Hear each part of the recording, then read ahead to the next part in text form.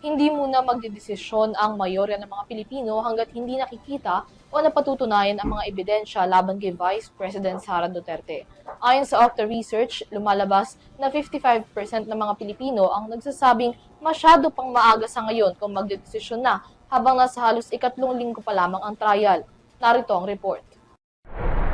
Sa pagpapatuloy ng impeachment trial laban kay Vice President Sara Duterte, panibagong testigo kaugnay ng aligasyon ng umano'y maanumalyang paglustay ng confidential at intelligence funds ng OVP at DepEd ang iniharap ng prosecution sa trial day 14.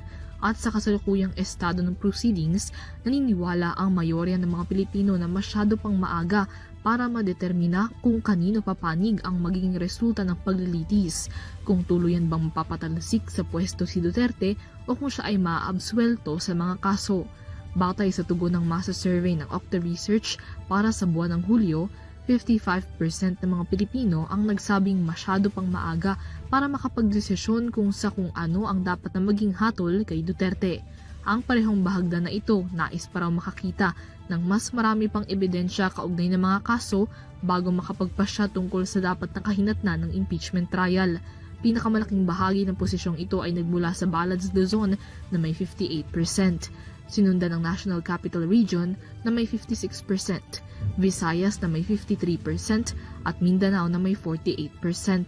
Batay pa rin sa parehong survey, 21% naman ng mga Pilipino ang nagsabing dapat maabsuelto si Duterte mula sa mga impeachment articles laban sa kanya. Pinakamalaking bahagi nito ay mula sa Mindanao na kilalang baluarte ng pamilyang Duterte. Samantala, 17% ang nagsabing dapat na ma-impeach ang ikalawang Pangulo.